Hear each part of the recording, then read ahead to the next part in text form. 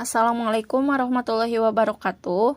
Di sini kami dari kelompok 6, mata kuliah metode penelitian yang akan membahas mengenai analisis instrumen penelitian, yaitu validasi, rehabilitas, tingkat kesukaran atau kemudahan, dan daya pembeda. Kami terdiri dari Sarah Siti Rohmah dengan NIM 198222017, Andini Sofia Nurkanja dengan NIM 198222022, ada Leni Lelita dengan NIM 198230113, dan Ahmad Gunawan dengan NIM 1982301. Analisis instrumen validitas. Apa itu validitas?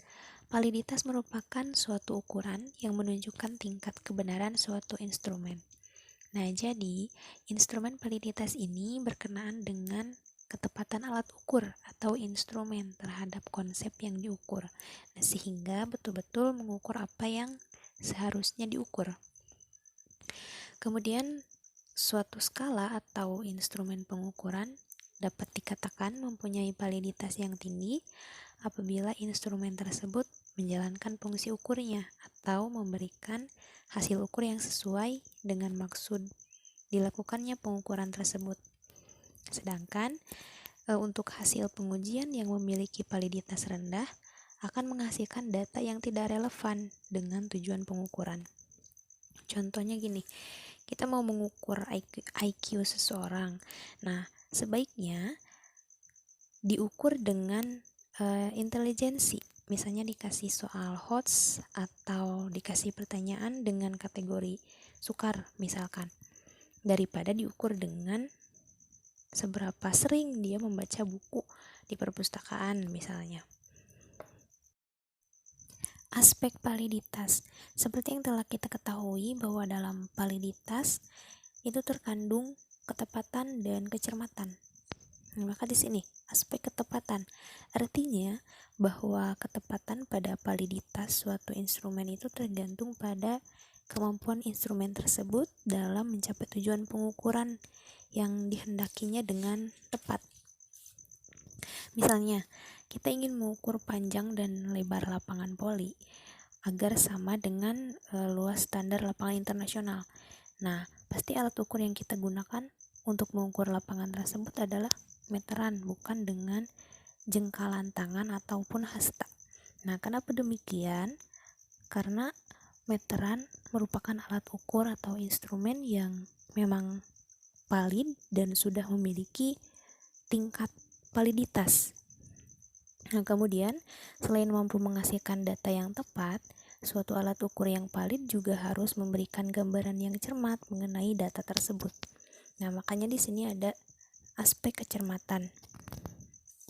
Artinya, pengukuran tersebut harus dapat memberikan gambaran mengenai perbedaan yang sekecil-kecilnya di antara subjek yang satu dengan subjek yang lainnya. Contoh, kita beli cincin ke toko emas. Nah, kemudian kita ingin tahu seberapa berat cincin emas yang kita beli. Nah, alat ukur apa yang akan kita gunakan untuk menimbang emas tersebut? Tentu saja alat penimbang khusus emas, bukan dengan alat penimbang berat badan. Nah, meskipun sama sebagai alat penimbang fisik, tapi kegunaannya beda dan tingkat akurasi serta validitasnya juga beda. Nah, kalau misalkan teman-teman pernah ke toko emas terus pernah lihat alat penimbang emas, pasti teman-teman tahu. Nah, kalau misalkan teman-teman belum tahu, kalian bisa googling aja. Pengujian validitas konstruk.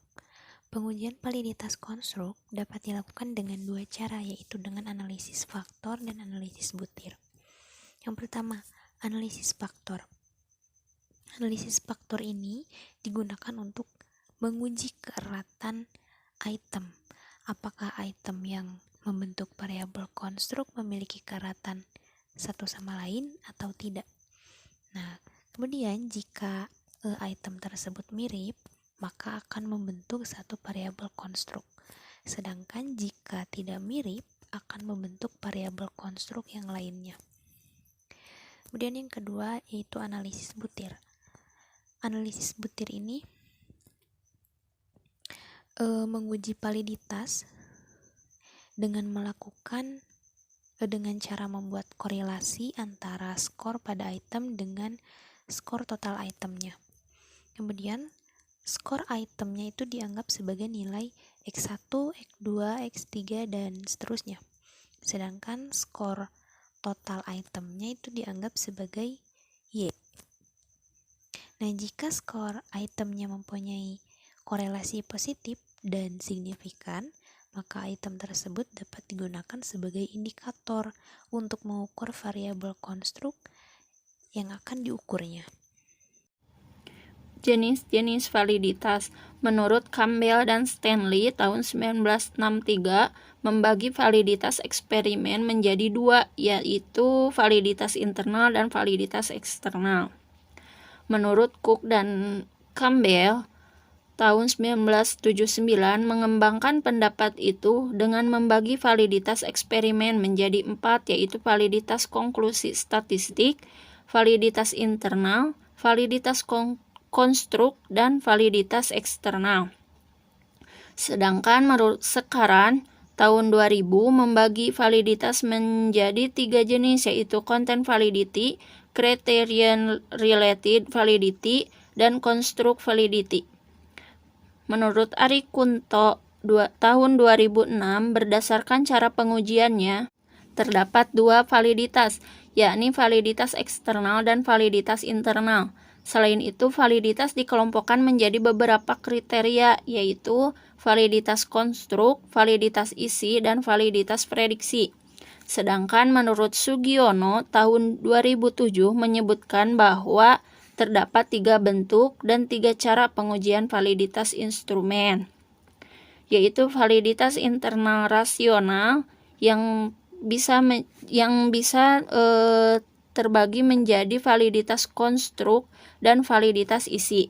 Sedangkan selain itu terdapat validitas eksternal empiris yang bisa disusun berdasarkan fakta-fakta empiris yang telah terbukti.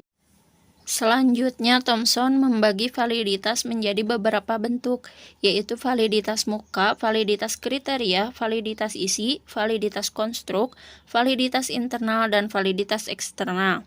Sementara itu, Anastasi tahun 1973 dan Nunnally tahun 1979 dalam Masri 2006, validitas dapat digolongkan dalam beberapa jenis, yaitu validitas konstruk atau construct validity, validitas isi atau content validity, validitas prediktif atau predictive validity, validitas eksternal atau external validity, dan validitas rupa atau face validity. Pengujian validitas konstruk. Bila terdapat kesesuaian antara bagian-bagian instrumen dengan instrumen secara keseluruhan atau kesesuaian antara item dengan totalnya, maka instrumen tersebut mempunyai validitas konstruk yang baik. Pengujian validitas konstruk dapat dilakukan dengan 2 cara, yaitu analisis faktor dan analisis butir. Analisis faktor adalah analisis diuji apakah item yang membentuk variabel laten atau konstruk memiliki keeratan satu sama lain. Di sini akan diperoleh hasil bahwa item yang memiliki kemiripan akan membentuk satu variabel laten atau konstruk, sedangkan item yang tidak memiliki kemiripan akan membentuk variabel laten lain. Kedua, melalui analisis butir. Uji validitas dengan analisis butir ini dilakukan dengan cara membuat korelasi antara skor pada item dengan skor total itemnya. Skor item dianggap sebagai nilai X1, X2, X3, dan seterusnya, sedangkan skor total itemnya dianggap sebagai Y apabila skor item mempunyai korelasi positif dan signifikan. Maka item tersebut dapat digunakan sebagai indikator untuk mengukur variabel laten atau konstruk yang diukurnya.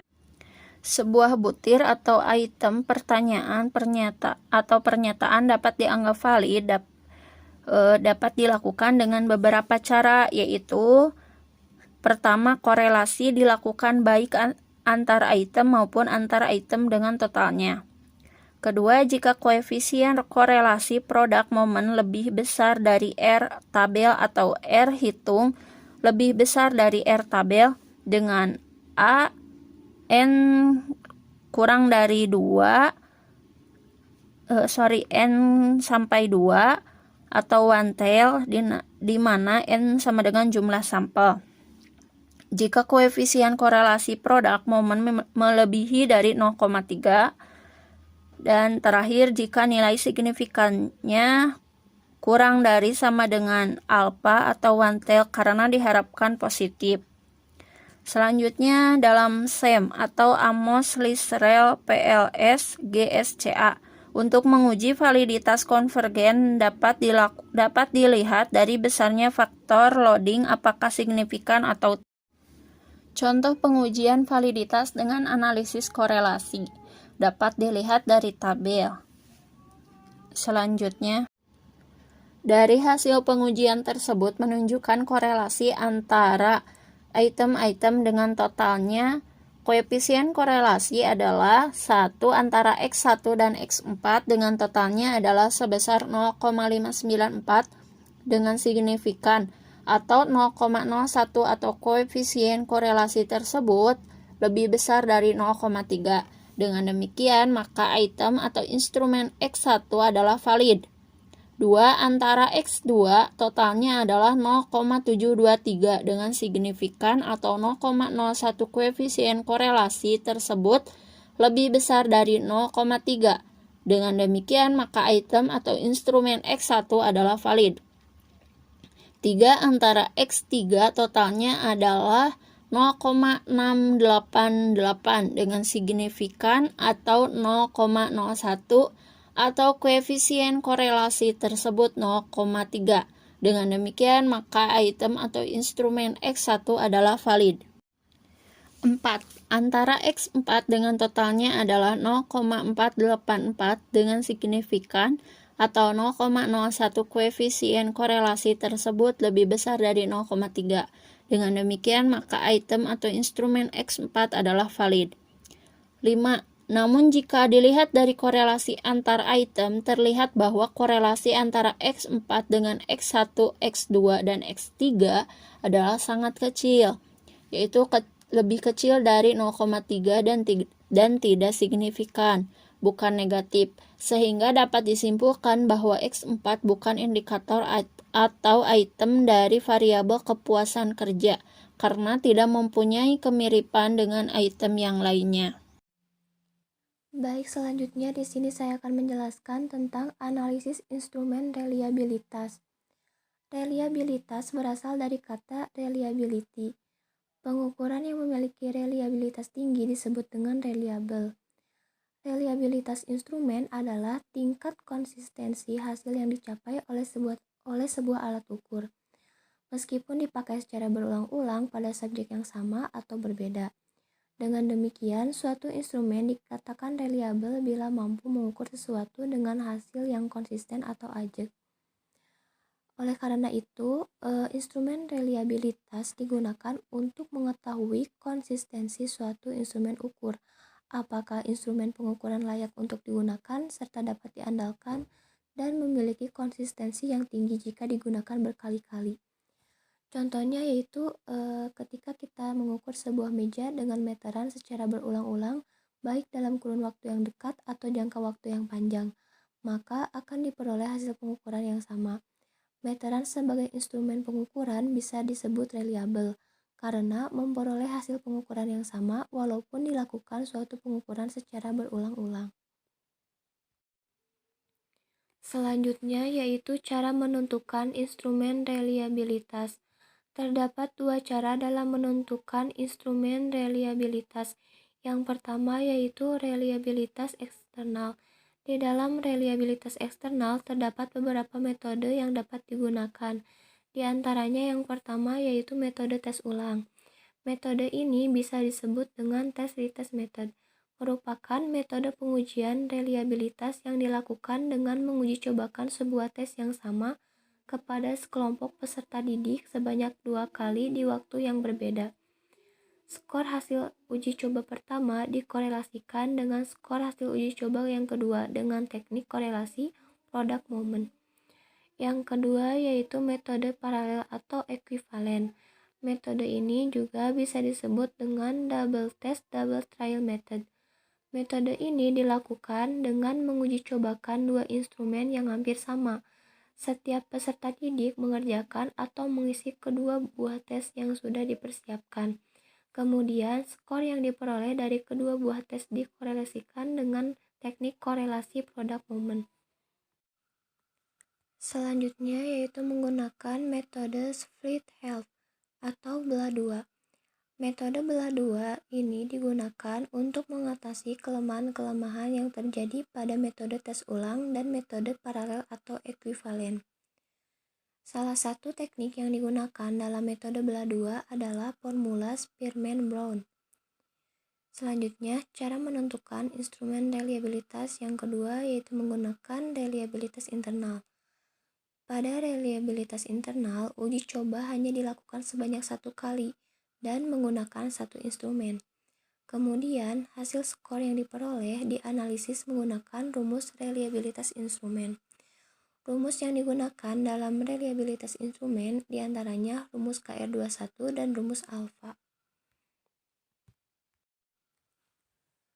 Baik, selanjutnya rumus-rumus yang digunakan dalam instrumen reliabilitas penelitian. Yang pertama yaitu teknik product moment. Teknik product moment dibagi menjadi dua macam. Yang pertama, kolerasi product moment dengan simpangan baku dengan rumus RXY sama dengan sigma XY dibagi akar dari sigma X pangkat 2 dikalikan sigma Y pangkat 2.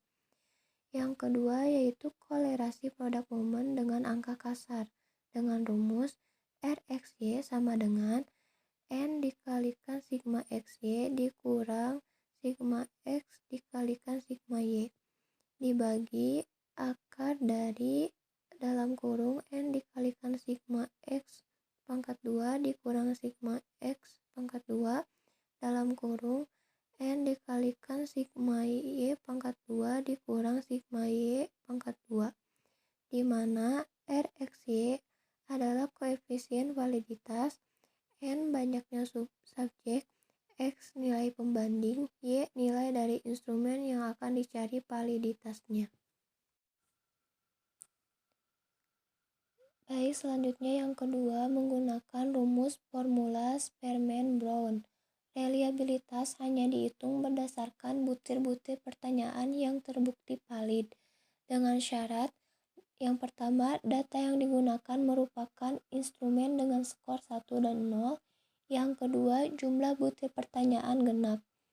Rumusnya, R11 sama dengan 2 dikalikan R1/2 1/2 dibagi 1 ditambah R1/2 1/2, di mana R11 adalah koefisien reliabilitas yang sudah disesuaikan. R1/2 1/2 adalah korelasi antara skor-skor setiap belahan tes.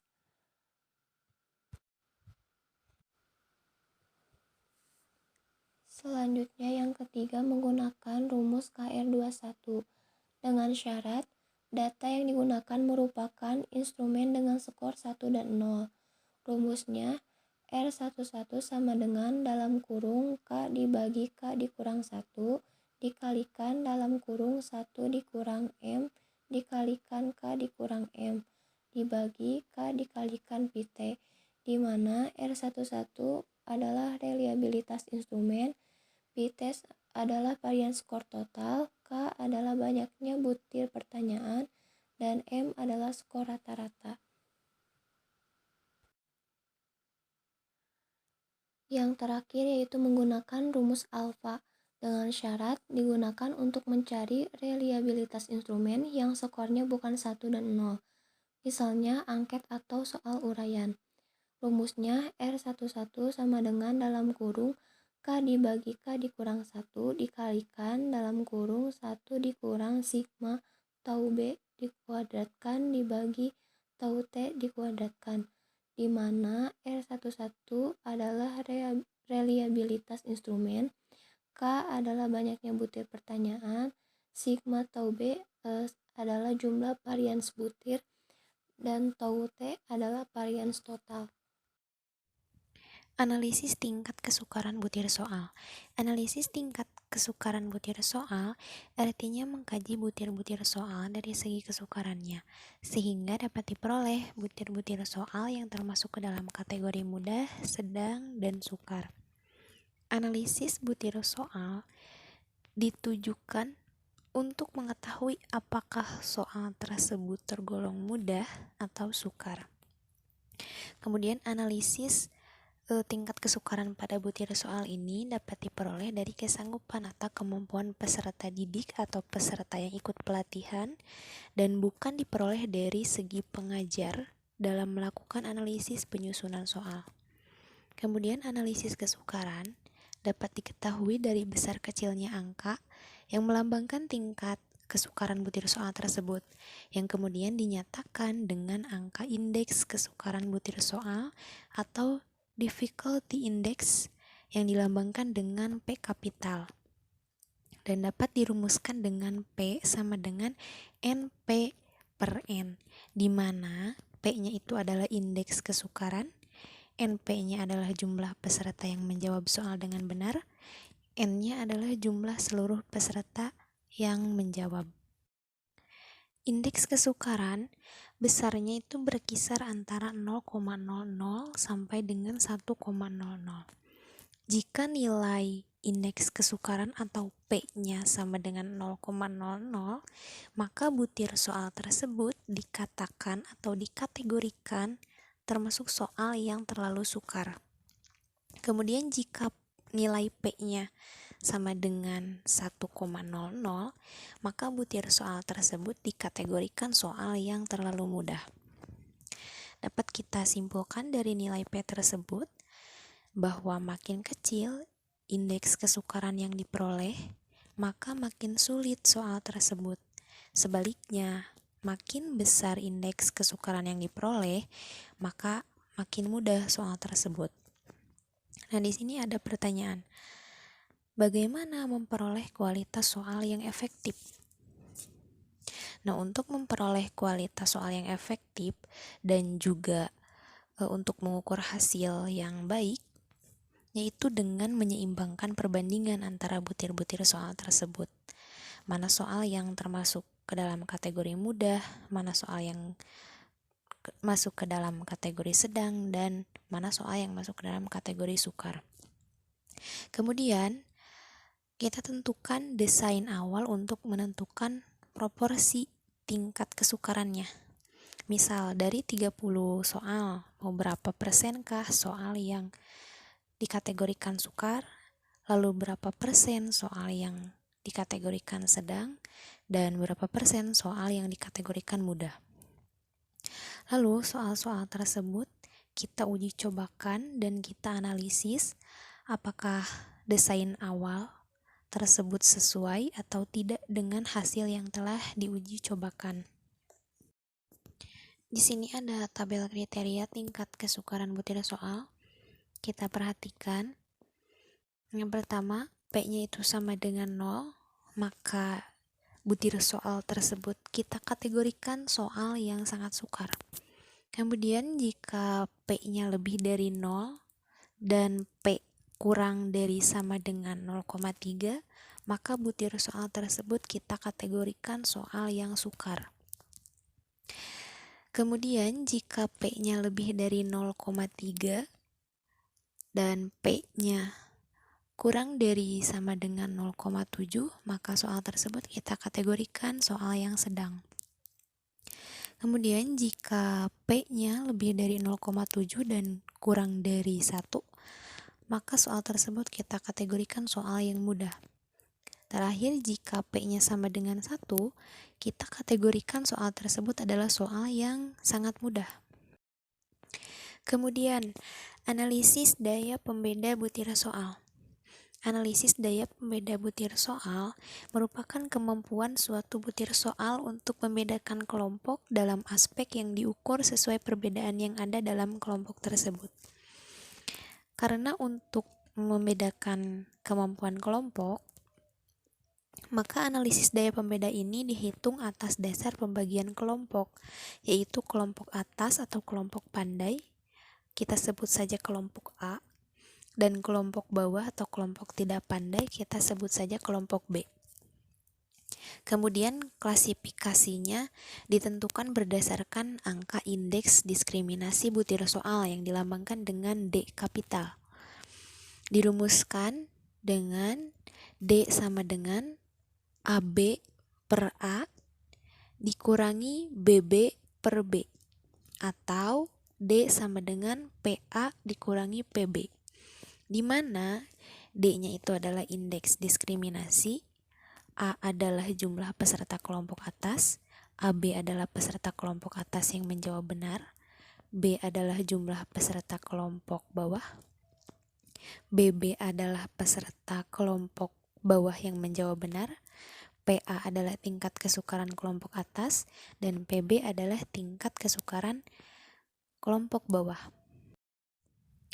Sama halnya dengan indeks kesukaran, indeks diskriminasi pun juga berkisar antara 0,00 sampai 1,00.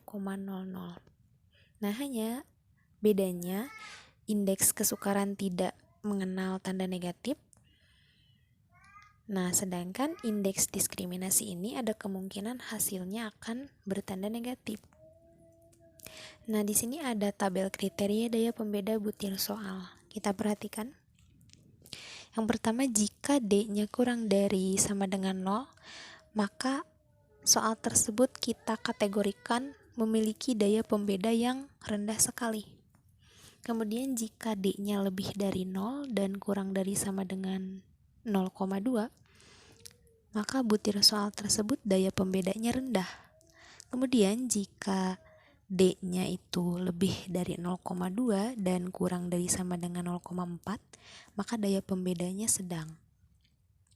Kemudian jika D-nya lebih dari 0,4 dan kurang dari sama dengan 0,7, daya pembedanya itu tinggi. Nah, jika D-nya lebih dari 0,7 dan kurang dari sama dengan 1, daya pembeda dari butir soal tersebut kita kategorikan sangat tinggi sekali. Di sini kita dapat menyimpulkan bahwa jika D-nya itu lebih dari 0 dan bernilai positif, maka soal tersebut memiliki daya pembeda.